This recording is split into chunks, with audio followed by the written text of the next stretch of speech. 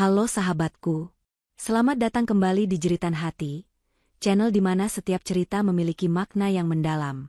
Sebelum kita masuk ke kisah yang akan mengaduk-aduk perasaan hari ini, aku mau sapa dulu sahabatku yang sudah setia menunggu. Yuk, absen dulu di kolom komentar. Tulis nama kamu, asal kota, dan jangan lupa ketik hadir. Aku senang sekali bisa membaca komentar kalian semua. Dan bagi yang baru menemukan channel ini, jangan ragu ya. Tekan tombol like jika kamu suka cerita seperti ini, dan pastinya subscribe agar kamu tidak ketinggalan kisah-kisah terbaru dari kami. Sudah siap? Kisah kita kali ini adalah tentang sebuah hinaan yang berbalik menjadi penyesalan terbesar. Mari kita mulai. Telepon genggam Lani bergetar di atas meja kerjanya yang sederhana. Nama, Rian, berkedip di layar. Lani tersenyum. Sapuan kelegaan sesaat menyingkirkan tumpukan dokumen di hadapannya. Sudah seminggu ini Rian berusaha keras membujuk ibunya untuk bertemu dengan Lani, dan setiap hari Lani menunggu kabar itu dengan harapan yang bercampur cemas. Ia segera mengangkat panggilan itu, berusaha terdengar ceria. Halo, Rian. Baru selesai rapat. Suara Rian di seberang terdengar sedikit gugup, tidak seperti biasanya. Sayang, aku ada kabar. Ibuku akhirnya mau ketemu kamu.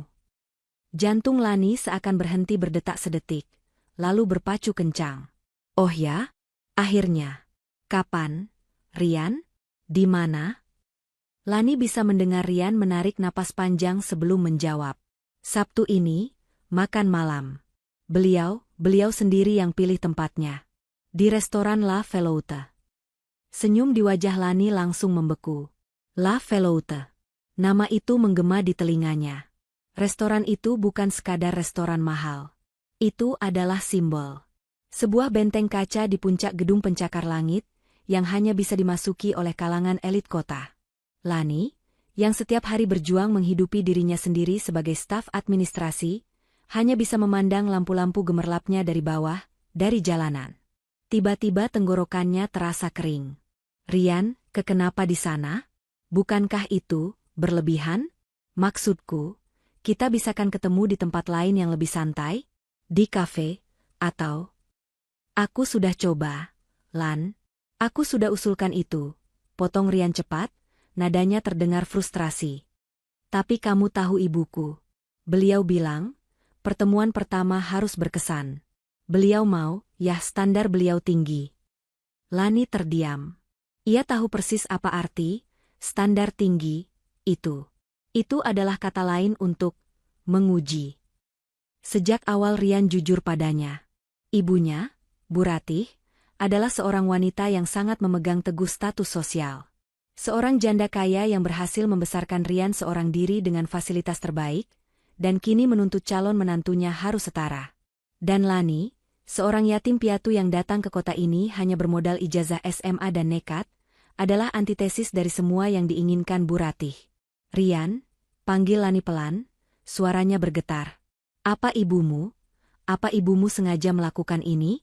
Apa beliau sengaja memilih tempat itu biar aku kelihatan salah? Rian terdiam lama. Keheningan itu adalah jawaban yang lebih menyakitkan daripada kata, ya. Sayang, dengar, Rian akhirnya bersuara, nadanya melembut, mencoba menenangkan. Ibuku itu memang agak tradisional. Beliau sangat peduli. Yah, kamu tahu bibit, bebet, bobot. Aku sudah bilang berkali-kali kalau kamu wanita terbaik yang pernah aku temui. Aku bilang kamu tulus, kamu pekerja keras, kamu pintar. Tapi, beliau harus lihat sendiri. Lani memejamkan mata. Bibit, bebet, bobot. 3 kata yang terasa seperti 3 paku menancap di harga dirinya. Dia tidak punya bibit, bangsawan, bebet, hartawan, atau bobot, pendidikan luar negeri. Lalu aku harus bagaimana? Rian? Aku bahkan tidak punya baju yang pantas untuk pergi ke sana. Lirih Lani, rasa putus asa mulai menjalari hatinya. Baju terbaikku, mungkin hanya batik yang kupakai wisuda D3-ku. Rian tertawa kecil, tapi terdengar hambar. Kamu pakai apa saja cantik. Lan, pakai saja baju terbaikmu. Yang penting kamu sopan, tunjukkan kalau kamu wanita yang baik. Ibu pasti luluh kok lihat ketulusan kamu. Aku janji, aku akan ada di samping kamu. Aku akan bela kamu. Janji itu terdengar hampa di telinga Lani. Dia tahu, di hadapan ibunya, Rian seringkali kehilangan suaranya. Rian mencintainya, Lani tahu itu. Tapi Rian juga anak yang penurut pada ibunya. Setelah panggilan ditutup, Lani duduk termangu di kursinya. Undangan yang seharusnya menjadi kabar bahagia itu, kini terasa seperti surat panggilan pengadilan. Bu Ratih tidak mengundangnya untuk berkenalan. Bu Ratih mengundangnya untuk dihakimi. Pertemuan ini bukanlah gerbang restu, tapi sebuah tes eliminasi. Lani berjalan gontai ke lemari pakaiannya yang sederhana. Dia menarik keluar gaun batik katun berwarna coklat. Dia membelinya 3 tahun lalu, hasil menabung 3 bulan. Saat itu, gaun itu terasa begitu mewah. Sekarang, membayangkan gaun itu masuk ke dalam kemegahan restoran La Veloute, di bawah tatapan tajam Bu Ratih, gaun itu mendadak terlihat lusuh dan murah. Lani memeluk gaun itu erat-erat. Ketakutan itu nyata. Dia takut dipermalukan, takut Rian akan goyah melihat ibunya meremehkannya. Tapi di balik ketakutan itu, ada secercah tekad. Dia tidak akan mundur. Dia akan datang, bukan hanya untuk Rian, tapi untuk dirinya sendiri. Dia akan menunjukkan bahwa nilainya tidak diukur dari harga pakaiannya, atau di mana dia makan. Undangan yang menakutkan itu harus dia hadapi. Hari Sabtu akhirnya tiba, membawa serta langit senja yang ironisnya begitu indah. Lani mematut dirinya di depan cermin tua di kamar kosnya. Gaun batik katun itu membungkus tubuhnya dengan pas. 3 tahun lalu, saat ia memakainya di acara wisuda D3-nya, ia merasa menjadi wanita paling anggun di dunia. Kini, di bawah bayang-bayang kemewahan La Veloute, gaun itu terasa seperti baju zirah yang tipis, nyaris tak mampu melindunginya. Ia menyapukan riasan tipis di wajahnya, berusaha keras agar terlihat segar, bukan terlihat seperti sedang menutupi ketakutan. Rapi dan sopan adalah kata kuncinya, tapi ia tahu di mata Bu Ratih nanti, rapi dan sopan miliknya mungkin akan diterjemahkan sebagai kusam dan murah. Ia menarik napas panjang, menggenggam tas tangan kecilnya, satu-satunya tas pesta yang ia miliki, hadiah ulang tahun dari Rian tahun lalu. Taksi daring yang dipesannya tiba tepat waktu. Sepanjang perjalanan, Lani lebih banyak diam, jemarinya saling bertaut di pangkuannya. Perutnya melilit bukan main. Ia melihat keluar jendela. Lampu-lampu gedung pencakar langit mulai menyala, seperti berlian yang ditabur di beludru hitam. Indah, tapi terasa begitu jauh, begitu dingin. Kota ini selalu punya cara untuk membuatnya merasa kecil. Telepon genggamnya bergetar. Sebuah pesan singkat dari Rian. Ibu sudah di jalan. Jangan telat ya, sayang. Ibu paling tidak suka menunggu. Lani memejamkan mata sejenak. Pesan itu, alih-alih menenangkan, justru terasa seperti cambuk kecil yang memacunya. Jangan telat. Tentu saja. Kesan pertama adalah segalanya bagi orang seperti Bu Ratih. Keterlambatan akan dianggap sebagai ketidaksopanan, atau lebih buruk lagi, dianggap tidak menghargai waktu seorang wanita penting seperti dirinya. Lani mengetik balasan singkat, ini sudah di jalan, semoga tidak macet. Namun harapannya sia-sia. Ini adalah Sabtu malam. Kota itu seperti tumpah ruah ke jalanan. Mobil-mobil merayap, nyaris tak bergerak. Lani mulai panik. Ia melirik jam di layar ponselnya, pukul 18.45. Janjinya pukul 19. Aplikasi peta menunjukkan sisa waktu perjalanan masih 20 menit, dan itu pun jika lalu lintas lancar. Tapi ini macet total. Keringat dingin mulai membasahi pelipisnya. Ia membayangkan Bu Ratih sudah duduk anggun di restoran itu, memesan minuman, dan melirik jam tangannya yang mungkin harganya lebih mahal dari biaya sewa kos Lani selama 5 tahun. Ia membayangkan tatapan tajam Bu Ratih saat ia nanti tiba, terengah-engah dan terlambat. Taksi akhirnya terhenti di sebuah persimpangan besar yang terkenal padat. Lampu merah menyala, seakan mengejek ketergesaannya. Para pejalan kaki bergegas menyeberang, puluhan sepeda motor menyelip di antara mobil, menciptakan kekacauan yang bising. Lani sedang sibuk mengetik pesan untuk Rian, aku kena macet parah, sepertinya akan telat 15 menit, ketika tiba-tiba ia terlonjak kaget. Bukan karena suara benturan, tapi karena pekikan klakson yang memekakan telinga, disusul teriakan beberapa orang. Tepat di depan mobilnya, di area penyeberangan, seorang pengendara motor yang ugal-ugalan baru saja menyerobot lampu, nyaris menghantam seorang pria tua yang sedang berjalan tertatih. Pria tua itu, mungkin karena kaget, terhuyung mundur, kehilangan keseimbangan, dan tersandung tepian trotoar. Ia jatuh terduduk dengan keras. Sebuah kantong belanjaan kecil yang dibawanya terlepas, isinya berhamburan di aspal. Jeruk-jeruk menggelinding ke segala arah. Lani menahan napas. Pria tua itu terduduk diam, memegangi pergelangan kakinya, wajahnya meringis kesakitan. Pakaiannya sangat sederhana, hanya kemeja katun biasa yang warnanya sedikit pudar dan celana bahan. Pengendara motor yang hampir menabraknya sudah melesat jauh, menghilang dalam keramaian. Yang lebih menyakitkan, orang-orang di sekitarnya hanya menoleh sekilas. Beberapa pejalan kaki melirik, lalu kembali berjalan cepat, seolah tidak ingin ikut campur. Tidak ada satupun yang berhenti untuk menolong. Hati Lani mencelos. Ia melirik jam di ponselnya lagi. Pukul 19.05, sudah lewat 5 menit. Dia sudah terlambat. Pikiran tentang Bu Ratih, tentang tatapan menghakimi, tentang kekecewaan Rian, berkelebat di benaknya. Ini kesempatan pertamamu, Lan. Jangan dirusak. Kata-kata Rian semalam terngiang-ngiang. Sopir taksi di depannya menghela napas. Dasar anak muda zaman sekarang, bawa motor serampangan. Kasihan bapak itu. Aduh, lampunya sudah mau hijau pula. Lampu lalu lintas memang berganti hijau. Mobil di belakang mulai membunyikan klakson, menyuruh mereka maju. Pria tua itu masih terduduk, berusaha menggapai jeruk-jeruknya yang kotor. Lani mematung selama sepersekian detik. Ini adalah pilihan. Dia bisa tetap duduk di taksi yang nyaman ini, memejamkan mata, dan melanjutkan perjalanan menuju takdirnya di La Veloute. Dia bisa berpura-pura tidak melihat. Tapi bayangan pria tua yang kesakitan dan kebingungan itu, sendirian di tengah persimpangan yang ganas, menghantam nuraninya. Dia teringat almarhum ayahnya. Dia tidak bisa. Dia tidak akan pernah bisa memaafkan dirinya sendiri jika dia pergi. Pak, berhenti di sini saja. Seru Lani tiba-tiba, membuat sopir taksi kaget. Di sini, Neng? Ini di tengah persimpangan, nggak bisa berhenti. Pinggirkan sedikit saja, Pak. Saya mohon, saya harus turun. Desak Lani dengan suara gemetar. Tak peduli dengan omelan sopir taksi yang terpaksa menepikan mobilnya sedikit, Lani segera menyodorkan uang, bahkan tidak menunggu kembaliannya. Dia membuka pintu dan melompat keluar. Angin malam yang kotor dan bising kendaraan langsung menerpa wajahnya. Dengan gaun batik terbaiknya dan sepatu hak tingginya yang tidak praktis, Lani berlari kecil menyeberangi sisa jalan, mengabaikan tatapan aneh orang-orang.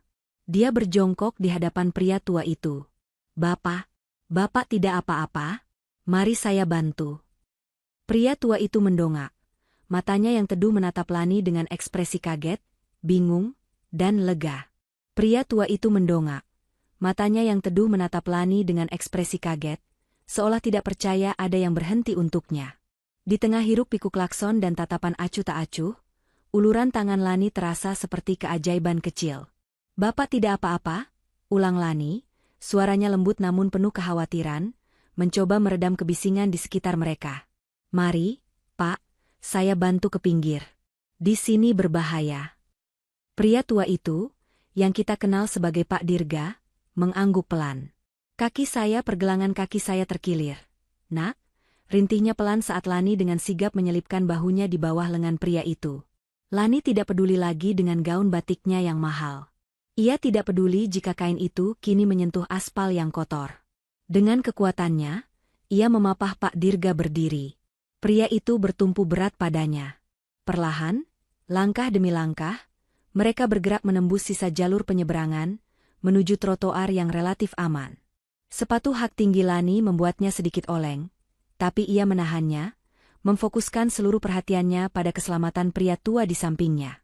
Beberapa pejalan kaki yang lewat kini menatap mereka, ada yang kagum, ada yang hanya penasaran. Sesampainya di trotoar, Lani dengan hati-hati membantu Pak Dirga duduk di bangku semen di dekat halte bus yang sepi. Bapak duduk di sini dulu, ya. Jangan kemana-mana, kata Lani. Ia berjongkok di depan pria itu, memeriksa pergelangan kakinya yang terbalut celana bahan. Tampak sedikit bengkak dan kemerahan. Sepertinya bengkak, Pak. Aduh. Lani menggigit bibirnya, cemas. Tepat saat itu, ponsel di dalam tas tangannya bergetar hebat. Getarannya terasa sampai ke punggungnya. Lani tahu itu pasti Rian. Panggilan itu terus bergetar, lagi dan lagi, seperti sebuah alarm darurat. Rasa panik yang tadi sempat surut, kini kembali mencengkeram dadanya. Dia tahu dia seharusnya menjawab. Dia tahu Bu Ratih pasti sedang menatap Rian dengan marah.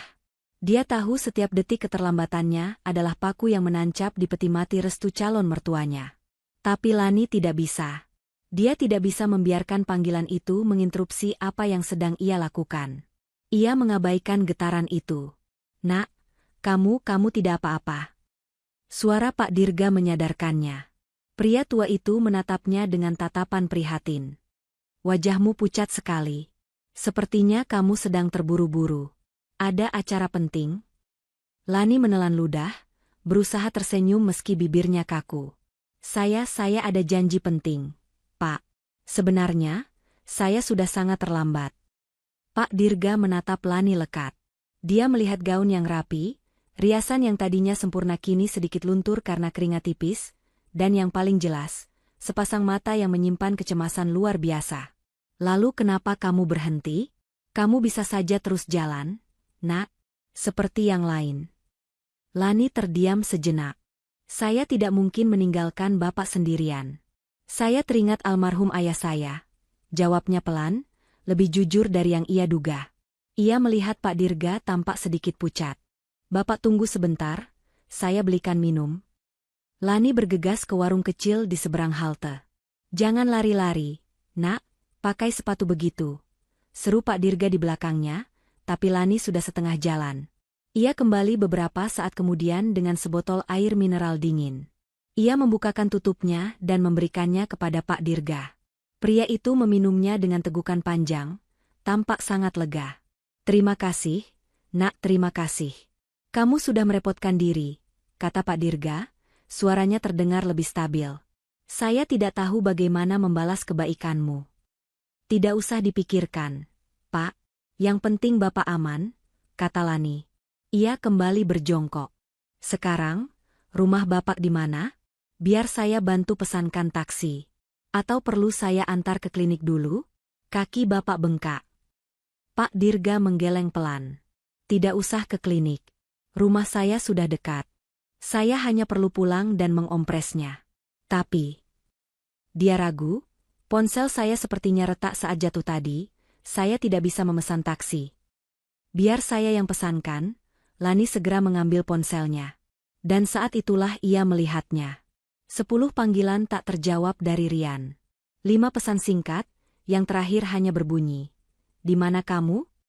Ibu marah besar. Jari-jari Lani gemetar hebat. Tapi dia menarik napas dalam, memaksakan dirinya fokus. Dia membuka aplikasi taksi daring. Alamatnya di mana, Pak? Pak Dirga menyebutkan sebuah alamat di kawasan perumahan elit yang Lani kenali namanya, sebuah kawasan yang sangat mahal. Lani sedikit terkejut, tapi tidak berkomentar. Ia segera memesan taksi ke alamat itu. Sambil menunggu taksi datang, Lani memunguti sisa belanjaan Pak Dirga yang tercecer. Jeruk-jeruk itu sudah kotor, tapi Lani tetap memasukkannya kembali ke kantong. Taksi pesanan akhirnya tiba. Lani membantu Pak Dirga berdiri sekali lagi, memapahnya masuk ke dalam mobil.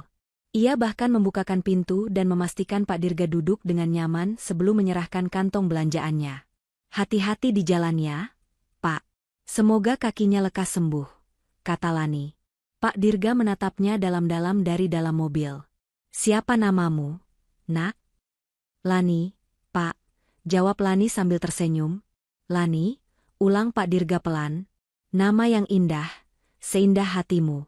Saya tidak akan lupa kebaikanmu, Lani.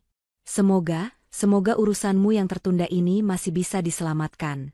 Kamu berhak mendapatkan yang terbaik. Lani menutup pintu taksi. Ia berdiri di trotoar, melihat mobil itu menjauh, membawa serta pria tua yang baru dikenalnya. Dan baru saat itu, ketika ia sendirian lagi di tengah jalanan yang bising, topeng ketenangannya runtuh. Dia melihat jam di ponselnya. Pukul 19.45, dia terlambat 45 menit. Gaunnya kotor. Riasannya berantakan. Dan ia harus menghadapi calon mertua yang paling tidak suka menunggu. Lani gemetar. Habislah sudah.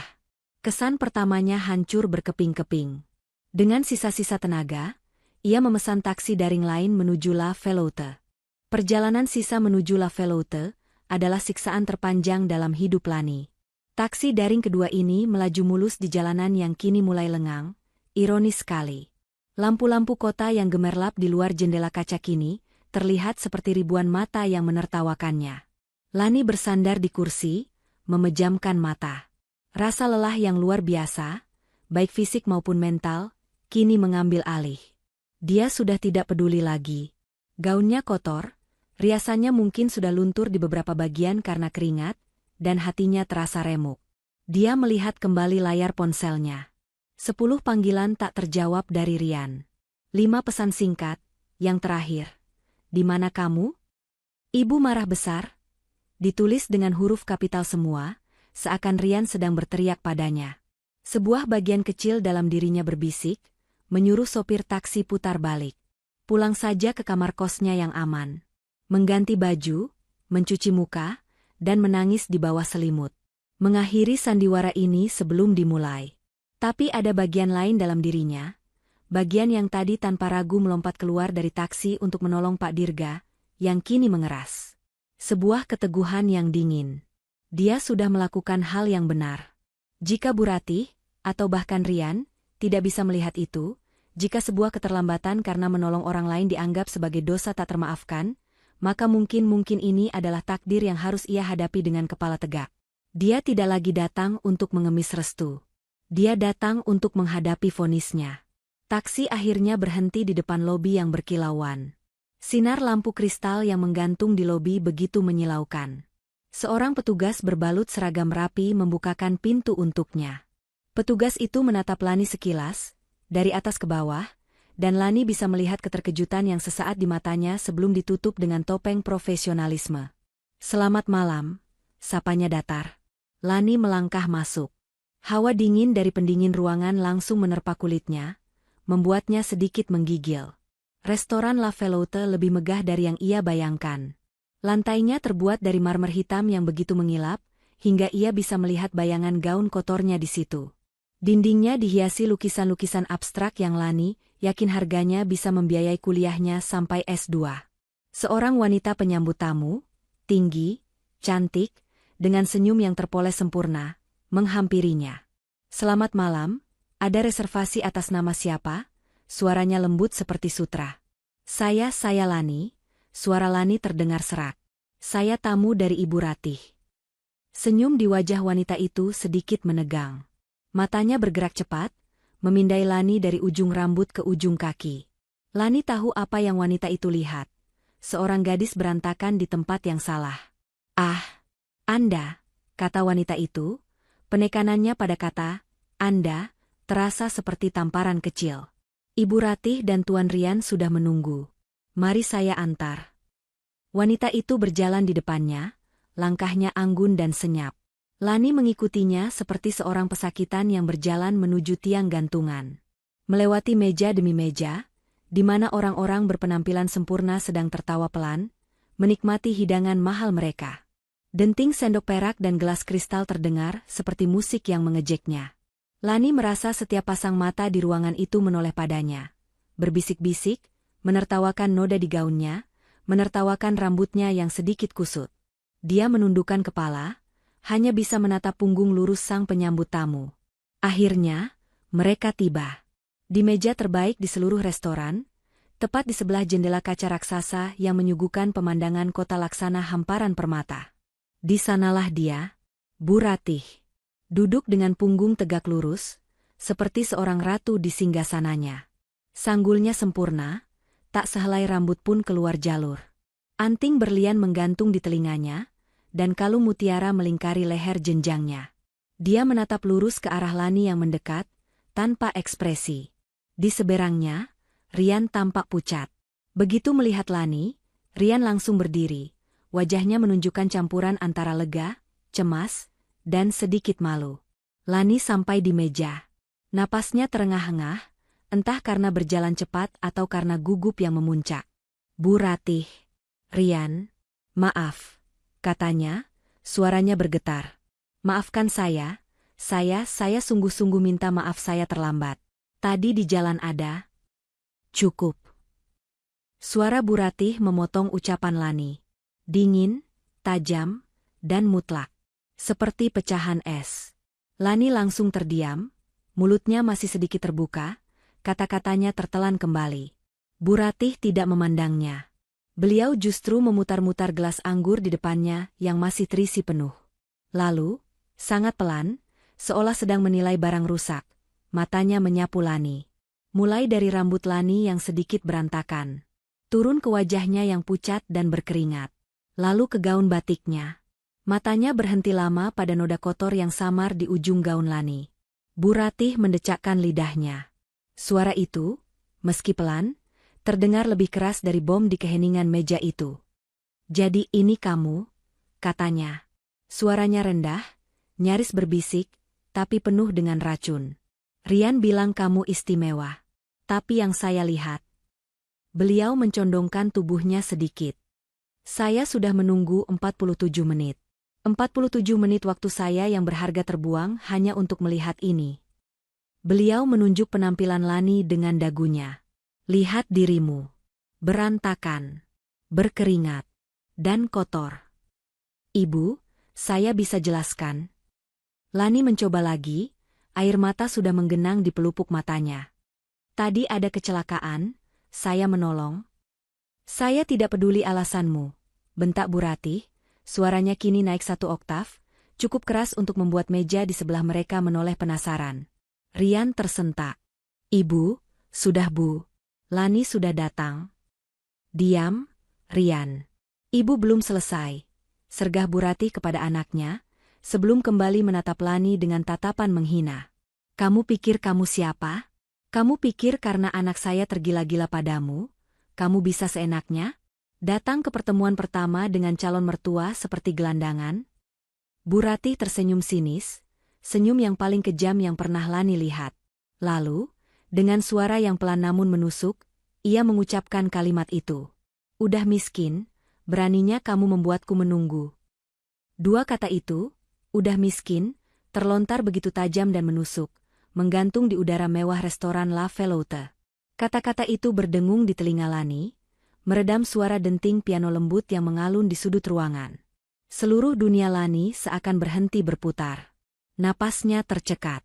Hinaan itu, diucapkan dengan begitu tenang namun penuh racun, terasa lebih menyakitkan daripada tamparan fisik. Dia merasa seisi restoran ikut terdiam, padahal dia tahu itu tidak mungkin. Tapi dia bisa merasakan tatapan dari meja sebelah. Seorang wanita bergaun merah marun yang tadi melirik penasaran saat Lani datang, kini menatapnya dengan campuran iba dan cemooh yang terang-terangan. Lani merasa seperti seekor serangga yang terinjak di atas lantai marmer yang berkilauan. Lani membeku di tempatnya. Kakinya seakan terpaku, menolak untuk bergerak maju ataupun mundur. Rasa malu yang luar biasa, panas dan perih, menjalar dari dadanya, naik ke pipi, membuat wajahnya terasa terbakar hebat. Dia ingin menangis. Dia ingin berteriak. Dia ingin berbalik badan dan berlari keluar dari neraka berkilauan ini, berlari sejauh mungkin dari tatapan menghina Bu Ratih. Tapi dia tidak bisa. Air mata sudah menggenang di pelupuk matanya, panas dan menyengat, membuat bayangan Bu Ratih di depannya menjadi kabur. Dia berkedip cepat, berjuang mati-matian dengan sisa harga dirinya agar air mata itu tidak tumpah. Dia tidak akan memberi Bu Ratih kepuasan melihatnya hancur. Dia menelan ludah, berusaha keras, tapi tenggorokannya terasa seperti tersumbat gumpalan kapas kering. Bu Ratih, sebaliknya, tampak sangat puas. Setelah melontarkan peluru paling mematikan itu, beliau bersandar dengan anggun di kursinya yang berlapis beludru. Ada senyum tipis yang nyaris tak terlihat, namun penuh kemenangan, tersungging di sudut bibirnya yang berlipstik mahal. Beliau mengambil kembali gelas anggurnya yang masih utuh, memutarnya pelan, mengamati cairan merah pekat di dalamnya seolah tidak ada kejadian apapun. Seolah beliau baru saja mengomentari cuaca, bukan baru saja merobek-robek harga diri seorang wanita muda di depannya. Sikap tenangnya yang arogan itulah yang membuat hinaan tadi terasa 1000 kali lebih kejam. Beliau telah menetapkan vonisnya, Lani tidak pantas. Di tengah keheningan yang menyakitkan itu, Lani akhirnya mengalihkan pandangannya. Dia mencari satu-satunya harapan, satu-satunya sekutu yang seharusnya ia miliki di ruangan ini. Rian. Matanya yang berkaca-kaca menatap tunangannya itu. Sebuah tatapan memohon tanpa suara. Tolong aku, Rian. Katakan sesuatu. Bela aku. Bilang pada ibumu bahwa aku bukan seperti itu. Rian tampak sangat tersiksa. Wajahnya pucat pasi. Dia menatap ibunya dengan kaget, lalu menatap Lani dengan rasa bersalah yang dalam, sebelum akhirnya mengalihkan pandangannya ke taplak meja linen yang putih bersih. Dia tampak seperti anak kecil yang baru saja dimarahi. Ibu. Suara Rian akhirnya keluar. Tapi begitu lirih, begitu lemah, nyaris tak terdengar di antara keheningan yang pekat itu. Ibu, jangan begitu. Lani kan sudah datang. Duduk, Lan. Pembelaan itu, begitu hampa, begitu pengecut. Itu bahkan bukan pembelaan. Itu hanya sebuah teguran basa-basi yang menyedihkan. Kalimat itu tidak membantah kata, miskin, yang dilontarkan ibunya. Kalimat itu tidak membenarkan alasan keterlambatan Lani. Kalimat itu hanya kosong. Hati Lani yang tadi hanya retak, kini terasa pecah berkeping-keping. Pria yang setiap hari mengatakan mencintainya, pria yang berjanji akan selalu ada di sampingnya, pria yang berjanji akan membelanya di depan ibunya, kini hanya bisa menunduk dan memintanya duduk, seolah masalahnya selesai begitu saja. Rasa sakit karena hinaan Bu Ratih kini tergantikan oleh rasa kecewa yang jauh lebih dalam terhadap Rian. Bu Ratih menoleh ke arah Rian, tatapannya setajam silet. Jangan begitu, ibu hanya mengatakan fakta, Rian. Kamu yang terlalu memanjakannya. Lihat, beliau menunjuk Lani lagi dengan dagunya, seperti menunjuk barang rusak. Beginikah wanita yang selalu kamu banggakan itu? Yang bahkan tidak bisa menghargai waktu orang lain? Yang tidak punya tata krama dasar untuk datang tepat waktu? Penampilannya saja sudah menunjukkan dia dari kelas apa. Rian terdiam. Dia tidak membantah ibunya. Dia hanya bisa berkata lirih. Ibu, sudahlah, kita kan mau makan. Orang-orang melihat. Biar saja mereka lihat, sahut Bu Ratih cepat, suaranya kembali menajam. Biar mereka lihat standar keluarga kita. Dan biar dia, beliau menekankan kata, dia, sambil menatap Lani, sadar di mana posisinya. Keheningan yang menyakitkan itu kembali menyelimuti meja, kini terasa jauh lebih berat dan menyesakan. Lani hanya bisa berdiri mematung. Dia sudah kalah. Kalah telak bahkan sebelum perang dimulai. Lani masih berdiri mematung. Kata-kata, udah miskin, itu menggema di dalam kepalanya, membunuh semua suara lain. Di depannya, Bu Ratih telah mengambil sebuah buku menu berlapis kulit yang tebal. Beliau membukanya dengan gerakan elegan, seolah Lani sudah tidak ada lagi di sana. Seolah Lani hanyalah seonggok perabot rusak yang tidak layak diperhatikan. Itu adalah puncak penghinaan. Dihina, lalu diabaikan. Lani merasa matanya yang panas akhirnya mengkhianatinya. Sebutir air mata lolos, meluncur cepat di pipinya sebelum ia bisa menyekanya. Dia tidak peduli lagi. Dia sudah selesai. Dengan sisa-sisa harga dirinya yang tercabik-cabik, Lani mengambil keputusan. Dia tidak akan duduk. Dia tidak akan makan. Dia akan pergi. Dia menarik napas yang bergetar. Dia tidak menatap Rian. Dia tahu jika dia melihat Rian, keteguhannya akan goyah. Dia hanya ingin pergi dari tatapan Bu Ratih. Kalau begitu saya permisi, bisik Lani, suaranya serak oleh tangis yang tertahan. Dia mulai membalikkan badan. Gerakannya kaku, seperti boneka kayu. Dia hanya ingin lari. Lani, jangan. Tangan Rian melesat, mencengkeram pergelangan tangan Lani dengan erat. Cengkeramannya kuat, putus asa. Duduk, Lan. Aku mohon. Jangan pergi. Lani berhenti. Tapi dia tidak berbalik. Dia hanya menatap tangan Rian yang memegangnya. "Lepas, Rian," desisnya pelan. "Untuk apa? Supaya ibumu bisa menghinaku lagi? Supaya kamu bisa diam lagi?" "Rian, lepaskan dia." Suara Bu Ratih kembali terdengar, kali ini penuh kemenangan. "Dia mau pergi? Bagus. Biarkan dia pergi." Dia sendiri yang menunjukkan kalau mentalnya memang mental orang miskin. Baru ditegur sedikit saja sudah lari. Tidak punya sopan santun, tidak punya mental juga. Hinaan baru itu menghantam Lani lagi. Dia memejamkan mata, merasakan cengkeraman Rian di tangannya sedikit mengendur seolah kata-kata ibunya adalah sihir yang melumpuhkannya. Ini adalah neraka. Lani berdiri terjebak di antara dua pilihan yang sama-sama menyakitkan. Pergi dan dicap pengecut, atau tinggal dan menjadi bulan-bulanan. Tepat pada puncak ketegangan yang nyaris meledak itulah, suasana restoran berubah. Perubahan itu halus pada awalnya, tapi kemudian begitu nyata. Alunan musik piano yang lembut tiba-tiba terdengar lebih pelan, seolah sang pianis ragu-ragu. Lani, yang masih membelakangi Bu Ratih, samar-samar menyadari ada keributan kecil di pintu masuk utama. Seorang pelayan tampak berlari kecil, sesuatu yang pasti sangat dilarang di tempat semewah ini. Penyambut tamu yang tadi mengantarnya, wanita cantik berwajah angker itu, kini tampak pucat dan sedikit panik. Dia membungkuk-bungkuk dalam pada sekelompok orang yang baru saja masuk. "Ada apa lagi itu?" desah Bu Ratih, terdengar kesal karena momen kemenangannya terinterupsi. Beliau menoleh ke arah pintu masuk dengan tatapan angkuh. Restoran ini katanya kelas atas, tapi tamunya keluar masuk seperti pasar malam. Mengganggu saja. Bu Ratih jelas mengira itu adalah tamu biasa yang membuat keributan. Rian, yang masih memegang tangan Lani, juga ikut menoleh, mungkin mencari pengalihan apapun dari situasi mengerikan di mejanya.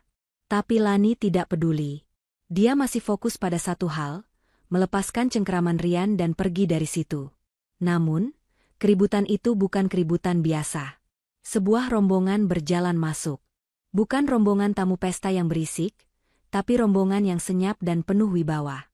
4 pria berjas hitam rapi, berbadan tegap, berjalan mengawal. Mereka seperti membuka jalan.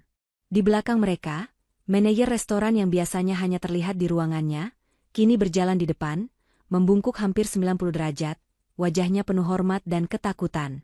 "Silakan lewat sini, Tuan Besar. Ruang VIP utama sudah kami siapkan." "Maaf atas ketidaknyamanannya tadi," suara manajer itu terdengar jelas di keheningan yang mendadak itu. Lani mendengar langkah kaki mendekat. Rombongan itu ternyata berjalan ke arah yang sama dengannya, menuju sebuah pintu kayu besar tersembunyi di sudut ruangan yang Lani duga adalah ruang VIP paling privat. Rute mereka akan melewati meja Bu Ratih. Bu Ratih, yang tadinya kesal, kini menegakkan punggungnya. Dia mengenali manajer restoran itu. Dia tidak tahu siapa tamunya, tapi melihat bagaimana manajer itu bertingkah, Bu Ratih tahu ini adalah orang yang sangat, sangat penting. Naluri sosialitanya langsung mengambil alih. Dia ingin dilihat. Dia ingin diakui.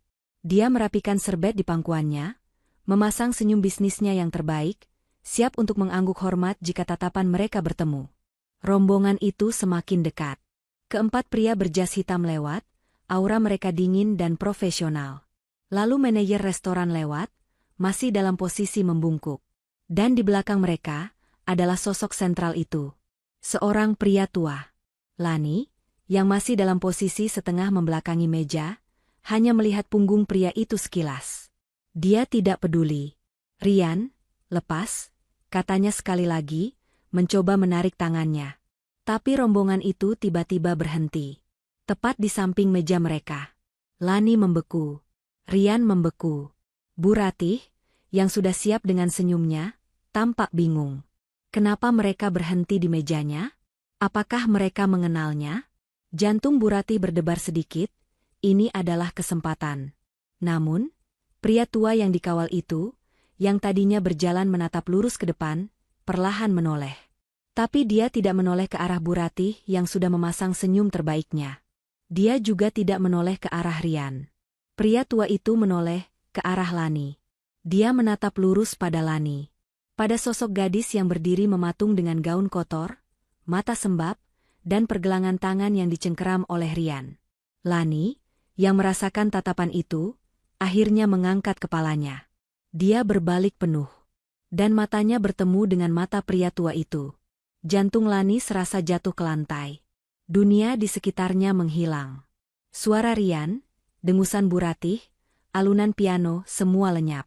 Karena pria tua di depannya, pria yang berdiri dengan aura wibawa yang membuat manajer restoran gemetar, pria yang dikelilingi pengawal berjas mahal, adalah Pak Dirga.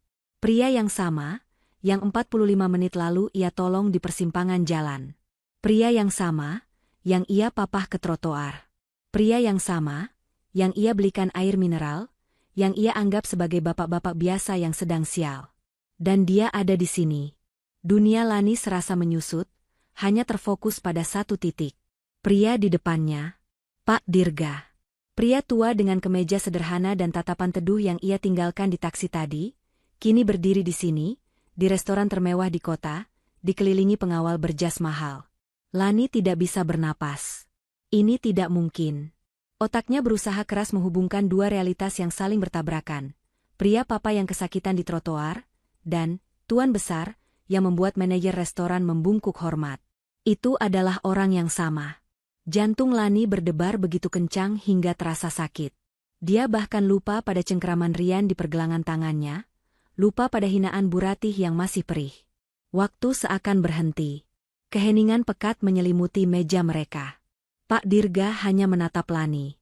Tatapannya bukan lagi tatapan bingung atau berterima kasih seperti di pinggir jalan tadi. Tatapan itu kini penuh dengan kehangatan dan kekhawatiran yang tulus. Dia melihat mata Lani yang sembab, jejak air mata yang mengering di pipinya, dan wajahnya yang pucat pasi.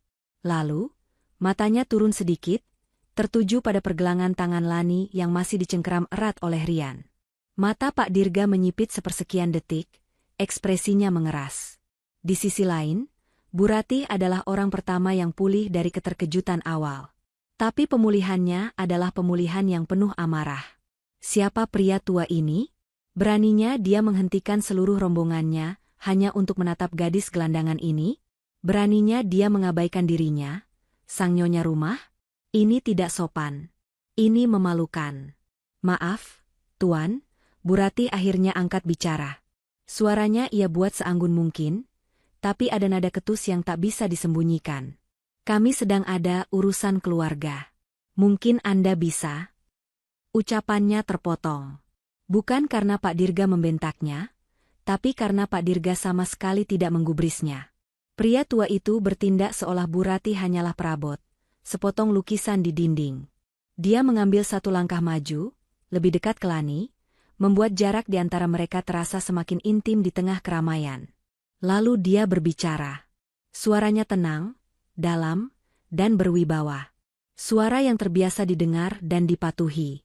Dan dia berbicara hanya kepada Lani. Lani, bukan? Satu pertanyaan singkat itu menghantam meja seperti palu godam. Lani hanya bisa mengangguk kecil, terlalu terkejut untuk bersuara. Nama, Lani, yang diucapkan dari bibir pria berkuasa itu terdengar sangat aneh, sangat tidak pada tempatnya. Rian tersentak.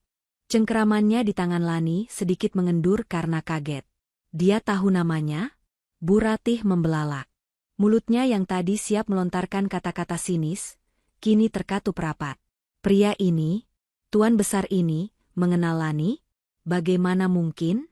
Bagaimana seorang gelandangan seperti Lani bisa mengenal seseorang yang jelas-jelas berada di puncak piramida sosial kota ini? Pikiran Bu Ratih berputar liar, mencoba mencari penjelasan logis. Pak Dirga tersenyum tipis, senyum yang melegakan. Syukurlah kamu sudah sampai dengan selamat. Senyum itu lenyap saat dia kembali melirik Rian, yang kini menatapnya dengan tatapan bingung bercampur takut. Lalu Pak Dirga berkata lagi, kali ini suaranya sedikit lebih tegas, cukup jelas untuk didengar oleh seluruh meja, termasuk Bu Ratih yang kini menahan napas. Dan maaf, katanya, matanya kembali menatap Lani, maaf saya sudah membuatmu terlambat. Bom. Kalimat itu meledak tanpa suara, tapi efeknya lebih dahsyat dari apapun. Rian, dalam refleks kejut yang murni, Langsung melepaskan cengkeramannya di pergelangan tangan Lani, seolah baru saja tersengat listrik. Tangannya terkulai lemas di sisinya. Otaknya yang panik akhirnya menyatukan kepingan-kepingan itu. Terlambat, karena pria ini, pria yang dikawal 4 orang, pria yang membuat ibunya ingin memberi hormat, jadi Lani tidak berbohong. Jadi Lani benar-benar menolong seseorang. Dan orang itu adalah dia. Rian menatap Lani dengan tatapan baru yang sulit diartikan. Tapi guncangan yang dialami Rian tidak ada apa-apanya dibandingkan dengan apa yang melanda Bu Ratih. Itu adalah momen syok yang absolut. Wajah Bu Ratih yang tadi angkuh dan memerah karena marah, kini berubah pucat pasi dalam sekejap. Pucat seperti kapur. Darahnya seakan surut dari wajahnya. Udah miskin, beraninya kamu membuatku menunggu. Tidak menghargai waktu. Datang seperti gelandangan. Mental orang miskin. Semua hinaan yang baru saja ia lontarkan dengan penuh kepuasan itu kini berbalik, berdesing di telinganya sendiri, menamparnya bolak-balik. Keterlambatan. Akar dari semua penghinaannya malam ini. Dan penyebab keterlambatan itu adalah pria ini. Pria yang ia coba buat terkesan. Pria yang berdiri di depannya dengan aura kekuasaan yang tak terbantahkan. Bu Ratih menyadari satu hal yang mengerikan. Dia baru saja menghina, merendahkan, dan menginjak-injak harga diri seorang gadis, karena gadis itu telah berbuat baik menolong seseorang yang jauh lebih berkuasa darinya. Kengerian itu begitu dingin, merayap di tulang punggungnya. Ini bukan sekadar salah bicara. Ini adalah bencana. Pekikan tertahan Bu Ratih adalah satu-satunya suara yang memecah keheningan yang tebal itu. Beliau mundur selangkah, tangannya yang terawat sempurna dengan kuteks merah mahal terangkat menutup mulutnya yang ternganga. Wajahnya yang pucat kini berubah menjadi abu-abu, seolah semua darah telah terkuras habis dari tubuhnya. Di kepalanya, hinaan-hinaan yang baru saja ia muntahkan berputar seperti kaset rusak. Udah miskin. Mental orang miskin. Gelandangan. Dan semua itu ia tujukan pada pelindung dari Tuan Besar Dirga. Ini bukan sekadar mimpi buruk. Ini adalah kiamat bagi reputasinya. Rian, di sisi lain, benar-benar melepaskan tangan Lani. Dia menatap Lani, lalu menatap Pak Dirga, lalu kembali menatap Lani. Dia seperti sedang menonton pertandingan tenis yang tidak ia pahami aturannya. Lani, kamu kenal? Bapak ini? Tanyanya tergagap, bodoh. Sebelum Lani sempat menjawab, Pak Dirgalah yang memotong. Mata teduhnya masih tertuju pada Lani, mengabaikan Rian dan Bu Ratih sepenuhnya. Lani, kamu menangis? Tanyanya lembut. Pertanyaan sederhana itu bagaikan belati yang menusuk langsung ke jantung Bu Ratih. Pak Dirga melihat air mata Lani. Dia tahu gadis ini telah disakiti. Pertanyaan itu adalah pemicunya. Bu Ratih tersentak dari kelumpuhan totalnya. Adrenalin yang didorong oleh rasa panik luar biasa mengambil alih. Dia tidak bisa membiarkan ini terjadi. Dia harus memperbaiki ini. Sekarang juga. Tidak. Tentu saja tidak. Seru Bu Ratih tiba-tiba, suaranya melengking tinggi, terlalu keras, terlalu palsu. Beliau buru-buru berdiri dari kursinya, begitu tergesa-gesa hingga kursinya yang berat berdecit keras di lantai marmer, membuat beberapa tamu lain menoleh. Beliau memasang senyum terlebar dan paling mengerikan yang pernah Lani lihat. Senyum yang bergetar hebat di ujung-ujungnya. Tuan, ya Tuhan. Tuan Dirga. Tuan Besar Dirga. Pemilik Dirga Holding. Beliau berseru, seolah baru saja memenangkan undian. Bu Ratih bergegas mengitari meja, menepis tangan Rian yang berusaha menahannya. Astaga, sebuah kehormatan yang tidak terhingga. Tuan, saya Ratih Wijayanti. Direktur Pemasaran dari PT Sentosa Jaya. Kita pernah bertemu sekilas di RUPS tahun lalu, mungkin Tuan tidak ingat saya, tapi saya. Beliau mengulurkan tangannya, ingin bersalaman, tapi tangannya tergantung kaku di udara saat Pak Dirga hanya menatapnya tanpa ekspresi. Tidak tergerak untuk membalas jabatan tangan itu. Silakan, Tuan. Silakan duduk. Mari bergabung dengan kami. Rian, cepat. Geser kursimu, beri tempat untuk Tuan Dirga. Pelayan. Panggil pelayan. Bu Ratih bertepuk tangan dengan panik. Mencoba menciptakan kesibukan, mencoba menutupi bencana yang baru saja ia ciptakan dengan keramahan yang menjijikan. Pak Dirga mengangkat satu tangannya. Pelan. Gerakan kecil itu langsung membungkam Bu Ratih yang sedang panik. Manajer restoran dan para pengawal di belakangnya berdiri diam tak bergerak, mengamati pemandangan itu dengan wajah datar. Saya rasa tidak, Bu Ratih, kata Pak Dirga. Suaranya datar, dingin, dan tidak menyisakan ruang untuk basa-basi. Senyum panik di wajah Bu Ratih membeku, lalu perlahan rontok. Wajah Lani pucat. Lanjut Pak Dirga, nadanya berubah dari dingin menjadi tajam. Matanya bengkak. Dan tadi, mata Pak Dirga kini beralih ke Rian, yang langsung menunduk dalam. Saat saya datang, anak Anda ini, beliau menunjuk Rian, tampak sedang mencengkeram pergelangan tangannya dengan paksa. Dan Anda, tatapannya kembali menghunus Bu Ratih. Terlihat sangat marah. Bu Ratih mulai gemetar. Tidak, Tuan. Itu salah paham. Kami hanya. Tadi di jalan, Pak Dirga memotong penjelasan paniknya, suaranya kini mengeras, cukup untuk didengar oleh meja-meja terdekat yang kini terang-terangan menonton drama itu. Saat saya jatuh dan pergelangan kaki saya terkilir, Nak Lani ini mengabaikan puluhan panggilan di ponselnya. Dia bilang dia ada janji yang sangat penting. Dia bilang dia takut sekali terlambat, karena calon mertuanya tidak suka menunggu. Setiap kata adalah palu godam yang menghantam Bu Ratih. Dia mengotori gaunnya yang indah ini untuk memapah saya ke trotoar. Dia membelikan saya minum dari warung kecil di seberang jalan, menggunakan uangnya sendiri. Dia tidak mau pergi sebelum memastikan saya aman di dalam taksi. Pak Dirga mengambil satu langkah lebih dekat ke meja, menatap Bu Ratih lekat-lekat. Lalu dia bergegas ke sini, dengan penampilan seperti ini, karena menolong saya. Untuk menemui Anda. Suara Pak Dirga turun menjadi bisikan yang mematikan. Dan apa yang saya dengar saat saya berjalan mendekat? Sesuatu tentang tidak punya mental? Sesuatu tentang udah miskin? Tidak. Bu Ratih memekik, suaranya pecah dan histeris. Ini bukan lagi akting. Ini adalah ketakutan murni. Tidak, Tuan Dirga. Tuan salah dengar. Demi Tuhan, saya tidak bilang begitu.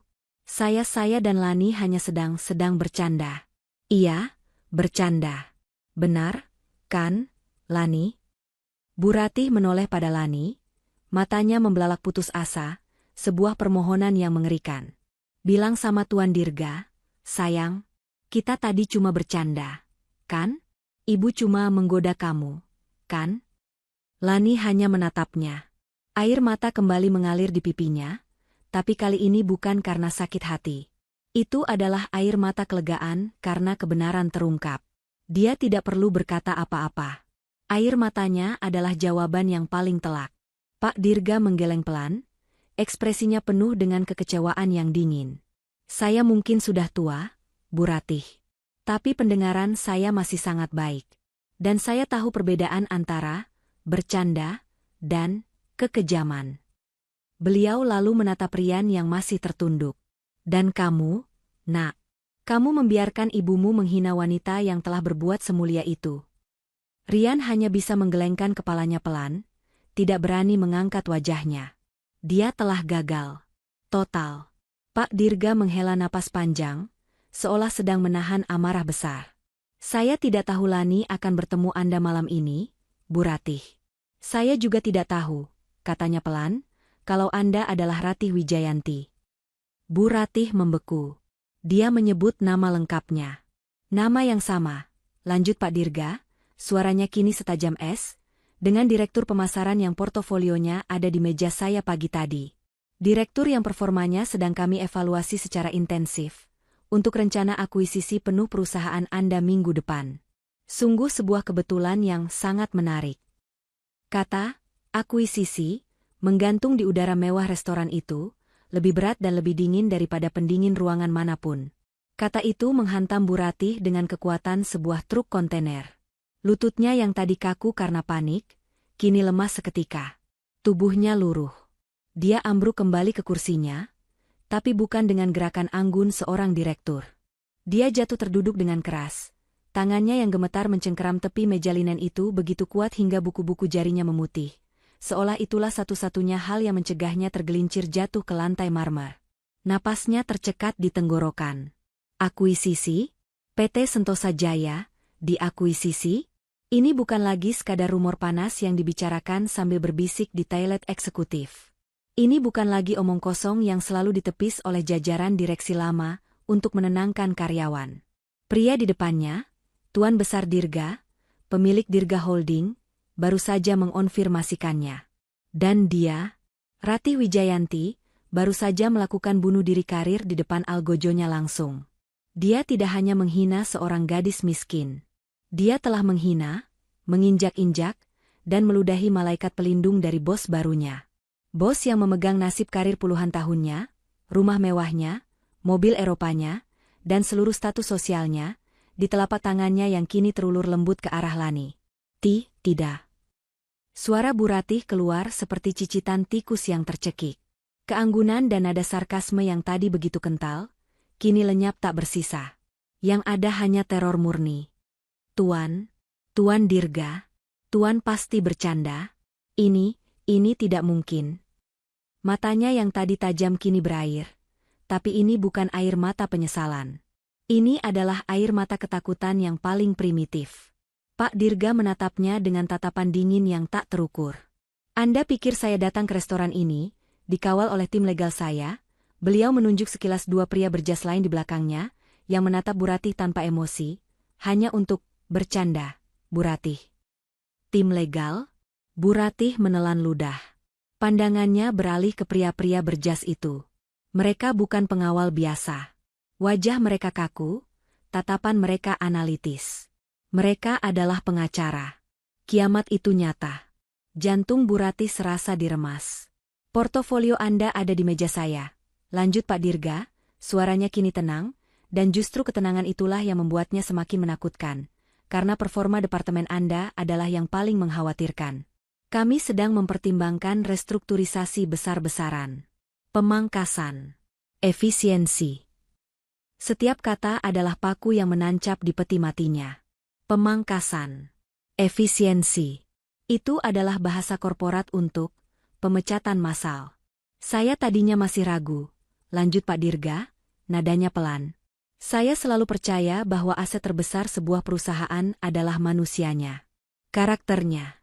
Tapi malam ini, beliau berhenti sejenak, tatapannya beralih sekejap ke Lani yang berdiri diam mematung, lalu kembali menghunus Bu Ratih yang gemetar hebat. Anda memberi saya kejelasan yang luar biasa. Pak Dirga mengambil satu langkah lebih dekat. Melihat bagaimana Anda memperlakukan seseorang yang Anda anggap di bawah Anda. Melihat bagaimana Anda menilai kehormatan seseorang hanya dari pakaian dan keterlambatannya. Saya tidak butuh pemimpin yang arogan dan berhati busuk di perusahaan saya. Beliau lalu menoleh pada Lani. Saya butuh lebih banyak orang seperti Lani. Kalimat terakhir itu menghantam Rian seperti pukulan telak di ulu hati. Saya butuh orang seperti Lani. Rian akhirnya mengangkat wajahnya yang pucat. Dia menatap Lani. Gadis yang ia cintai, namun terlalu takut ia bela. Gadis yang ia anggap sederhana, dan harus diajari cara menghadapi ibunya. Kini, gadis itu baru saja dipuji dan diakui oleh salah satu pria terkaya dan paling berkuasa di negeri ini. Sementara ibunya baru saja divonis di depan umum. Tuan Dirga, tolong. Rian akhirnya angkat bicara, suaranya parau dan putus asa. Ibu saya tidak bermaksud begitu. Beliau sedang lelah, beliau stres karena pekerjaan. Tolong jangan pecat ibu saya. Pak Dirga menatap Rian. Untuk pertama kalinya, ekspresi Pak Dirga berubah. Bukan lagi dingin, tapi iba. Anak muda, katanya pelan. Ibumu tidak lah. Ibumu kejam. Dan kamu, mata Pak Dirga menajam, membiarkannya. Kamu ikut menyalahkannya dalam diammu. Kebenaran itu telak. Rian terdiam, bibirnya keluh, tidak ada satupun pembelaan yang bisa ia utarakan. Dia telah gagal. Total. Pada saat itulah, Bu Ratih tersadar. Semua keanggunannya, semua harga dirinya, semua jaimnya sebagai sosialita, luntur tak bersisa. Dia tidak peduli lagi pada tamu lain yang kini terang-terangan menonton. Dia tidak peduli pada manajer restoran yang mengawasinya dengan ngeri. Dia menyadari satu hal, Pak Dirga membencinya, tapi Pak Dirga menyukai Lani. Lani adalah satu-satunya pelampungnya. Dengan gerakan patah-patah yang sama sekali tidak anggun, Bu Ratih bangkit dari kursinya. Tapi dia tidak lagi menghampiri Pak Dirga. Dia berjalan terhuyung-huyung ke arah Lani. Dan kemudian, hal yang tak terbayangkan itu terjadi.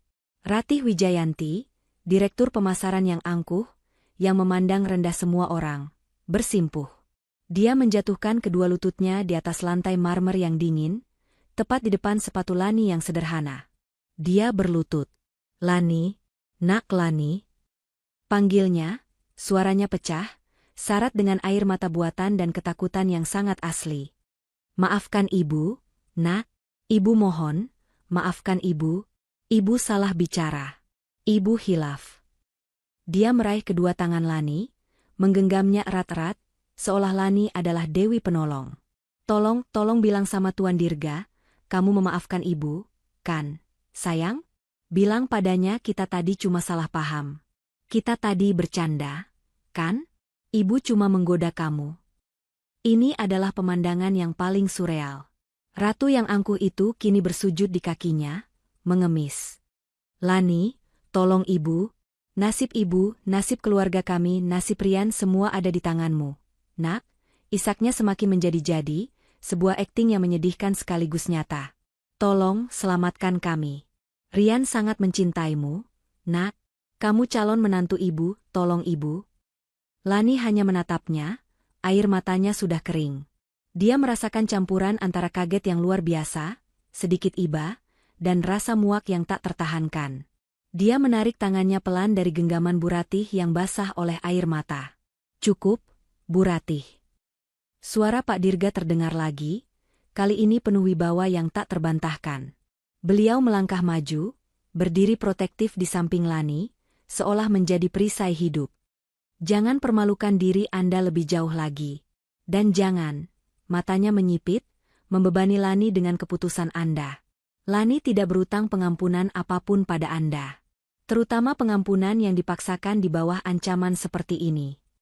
Bu Ratih membeku di lantai, wajahnya basah oleh air mata, tampak begitu hina. Pak Dirga melangkah maju, berdiri protektif di samping Lani, seolah menjadi perisai hidup dari permohonan hina yang dilontarkan Bu Ratih. Kalimatnya, "Jangan membebani Lani dengan keputusan Anda," menggema dengan finalitas yang mutlak. Bu Ratih, yang masih bersimpuh di lantai marmer, membeku. Isak tangisnya yang tadi histeris kini berubah menjadi isapan napas tertahan yang penuh ketakutan. Dia menatap Lani, menggantungkan seluruh nasibnya pada gadis yang beberapa menit lalu ia injak-injak harga dirinya. Rian berdiri kaku di samping ibunya, wajahnya pucat pasi, lumpuh antara rasa malu pada Lani dan rasa takut pada Pak Dirga. Seluruh restoran, dari pelayan yang berdiri di sudut hingga tamu-tamu di meja terjauh, kini menahan napas, menonton adegan klimaks yang jauh lebih mencekam daripada film manapun. Lani menatap wanita yang bersimpuh di kakinya itu. Anehnya, Lani tidak merasakan kebencian yang meluap-luap. Dia juga tidak merasakan kemenangan. Yang dia rasakan hanyalah kekosongan yang dingin dan kelelahan yang luar biasa. Dia lelah harus membuktikan diri. Dia lelah harus merasa tidak pantas. Dan malam ini, dia benar-benar lelah. Dia menarik napas dalam-dalam, mengumpulkan sisa-sisa kekuatannya. Ketika dia berbicara, suaranya terdengar sangat tenang, jernih, dan tidak lagi bergetar. "Bu Ratih tolong berdiri," katanya pelan. "Itu bukan permintaan. Itu adalah perintah lembut yang memiliki bobot lebih berat daripada bentakan Bu Ratih tadi." Bu Ratih, yang kini seperti boneka tanpa tali, menurut. Dia berusaha bangkit, tapi kakinya gemetar hebat. Rian sigap memapahnya, membantu ibunya berdiri dengan goyah. "Lani, nak." Bu Ratih mencoba lagi, suaranya serak. "Maafkan ibu."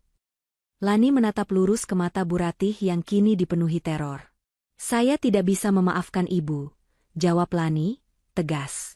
Bu Ratih tersentak seolah ditampar. "Kenapa, nak?" Saya sudah bersujud," pekiknya, nada putus asa itu membuat suaranya melengking. Saya akan lakukan apa saja. Tolong bilang pada Tuan Dirga. Ibu tidak menyesal telah menghina saya. Lani memotongnya dengan ketenangan yang mematikan. Ibu hanya menyesal karena beliau. Lani menunjuk Pak Dirga dengan dagunya. Mendengarnya. Ibu menyesal karena ketahuan. Jika Tuan Dirga tidak ada di sini, jika beliau hanya pria tua biasa yang saya tolong, ibu akan melanjutkan hinaan ibu. Ibu akan memastikan saya pergi dari sini sambil menangis. Dan ibu akan tidur nyenyak malam ini, puas karena telah membuktikan bahwa saya tidak pantas untuk putra ibu. Kebenaran itu begitu telanjang, begitu brutal, dan begitu akurat. Bu Ratih tidak bisa membantah. Dia hanya bisa menggelengkan kepalanya lemah, air matanya mengalir deras, tapi matanya membenarkan segalanya. Dia kalah. Setelah menjatuhkan vonis itu pada Bu Ratih, Lani akhirnya berbalik. Dia menghadap Rian. Inilah bagian tersulit. Inilah sumber rasa sakit yang sebenarnya. Hatinya yang tadi terasa mati rasa, kini berdenyut perih. Rian menatapnya, matanya merah, wajahnya penuh penyesalan yang terlambat. Lani, sayang aku minta maaf. Sungguh, aku tahu ibumu seperti apa. Rian, Lani memotongnya. Air mata kini mulai menggenang lagi di pelupuk matanya.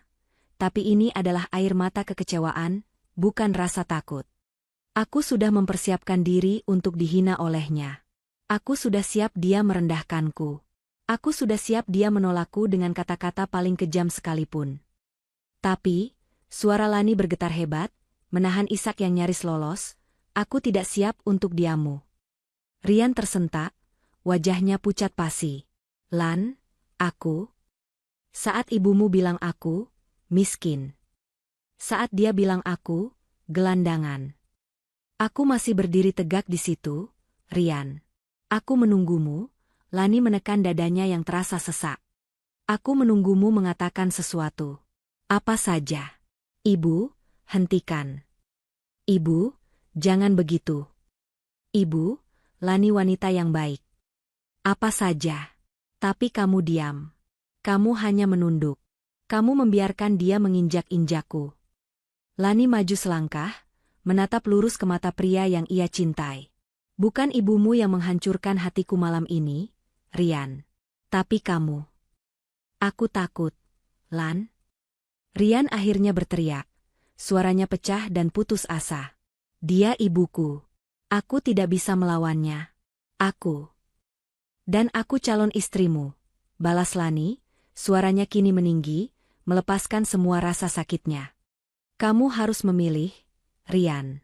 Dan malam ini, di depan mataku, kamu sudah memilih. Kamu memilih untuk tetap menjadi anak ibumu. Kamu tidak memilih untuk menjadi pasanganku. Keheningan yang tercipta setelah kalimat itu adalah keheningan kematian. Sebuah hubungan yang dibangun bertahun-tahun, hancur dalam hitungan menit di restoran paling romantis di kota. Rian tampak hancur. Dia tahu Lani benar. Dia telah gagal dalam ujian terpenting dalam hidupnya. Pak Dirga, yang sejak tadi mengamati dalam diam, kini melangkah maju. Dia memberi isyarat kecil pada tim legalnya di belakang. Urusan kita di sini selesai. Kirimkan surat pemberitahuan resmi besok pagi. Perintah singkat itu adalah paku terakhir di peti mati Bu Ratih. Wanita itu mengeluarkan suara rintihan panjang yang mengerikan, matanya memutar ke belakang, dan tubuhnya lurus sepenuhnya, pingsan di pelukan Rian. Ibu! Ibu!